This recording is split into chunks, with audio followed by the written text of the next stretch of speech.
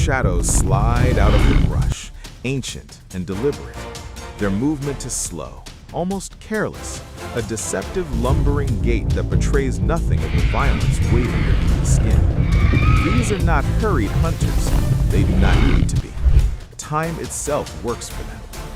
A young horse grazes at the edge of the clearing, unaware that this island carries a history far older and far crueler than its own instincts can comprehend. To the horse, the shapes emerging from the scrub look low, awkward, reptiles dragging heavy bodies across the earth. Nothing like the swift predators of open plains. Nothing worth fearing. Curiosity in the wild is often the final mistake. With explosive speed that defies its bulk, the lead Komodo dragon lunges. Its jaws clamp onto the horse's hindquarters, teeth curved backward like hooks on a saw. Flesh tears, blood sprays. The attack lasts only a heartbeat, but it is enough. Pain detonates through the stallion's body. He screams, rears, and strikes downward with his hooves, every movement driven by terror and survival. A hoof crashes toward the dragon's skull with bone-shattering force, but the reptile is armored. Beneath its scaled skin lie osteoderms, plates of bone embedded like natural chainmail, designed by evolution to absorb impact.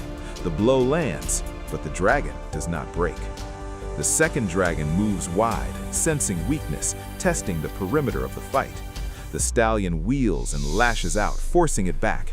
For a brief moment, muscle and desperation tower over ancient design. Gravity becomes the horse's weapon. A front hoof slams down, striking the dragon's spine with the force of a sledgehammer. Dust erupts into the air, a blinding cloud meant to hide escape. But sight is the least important sense here. The Komodo dragon tastes the air. Its forked tongue flicks in and out, reading scent particles like a map. Blood, fear, exposed tissue, every detail is carried on the wind. The dragon bites again, not to kill, but to deliver its true weapon, venom. Hidden glands along the lower jaw flood the wound with a complex cocktail of toxins. These chemicals prevent blood from clotting, trigger massive drops in blood pressure, and send the victim into shock. This is not instant death. It is collapse by design. The stallion stumbles. His legs betray him. Muscles that once powered flight now refuse command. Blood pools beneath him. His equilibrium dissolves as the venom races through his cardiovascular system, dismantling it piece by piece. Gravity claims what the dragon does not rush to take. The horse falls. The Komodo dragon approaches slowly, confidently. There is no mercy strike, no rush to end life. The prey is no longer dangerous. Energy is conserved. The dragon begins to feed while the heart still struggles. The smell of iron spreads across the island. Carried by heat and wind, it summons others. From the hills and dry ravines, more Komodo dragons emerge. What began as a solitary ambush becomes a gathering. There is no cooperation, only hierarchy. Larger dragons shove smaller ones aside. Teeth clash, tails whip. Each animal fights for access to the richest flesh. Komodo dragons can consume up to 80% of their own body weight in a single feeding. The carcass disappears with horrifying efficiency, stripped by a writhing mass of scales and muscle. Bones crack, flesh vanishes. Within hours, almost nothing remains. This is the reality of eastern Indonesia's sun-bleached savannas and scrublands. Here reigns the Komodo dragon, the largest living lizard on Earth.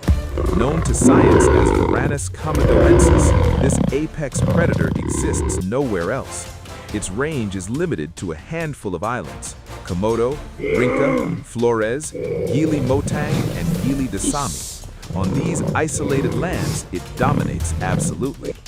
The Komodo dragon belongs to the monitor lizard family, Varanidae, a lineage that stretches back tens of millions of years.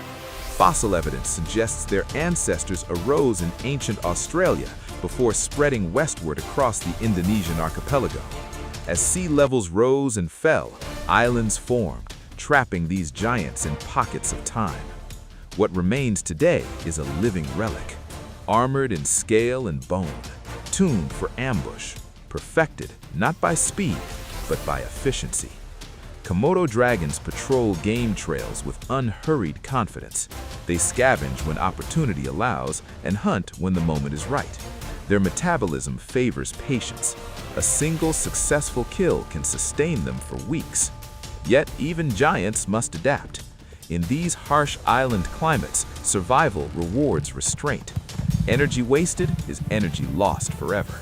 The Komodo dragon embodies this truth completely. Now classified as endangered, their future is bound tightly to fragile ecosystems and human protection. Habitat loss, declining prey, and climate shifts threaten a lineage that endured long before humans walked upright. But for now, the dragon still rules. Elsewhere, a massive shape stands at the edge of a dusty clearing, a water buffalo. To the Komodo dragon watching from the scrub, this is not an enemy. It is a walking reservoir of flesh and life-giving energy. One successful hunt could sustain strength through months of scarcity. The dragon advances cautiously. Twice it lashes forward in sudden testing strikes. Twice the buffalo jerks away just in time, horns swinging, hooves digging trenches in the dirt. Each near miss refines the calculation. The dragon does not retreat. It waits. Then, in a narrow opening measured in fractions of a second, it commits. The jaws snap shut on soft tissue.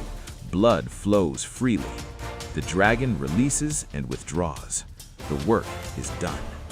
Minutes stretch into hours as venom spreads through the buffalo's body.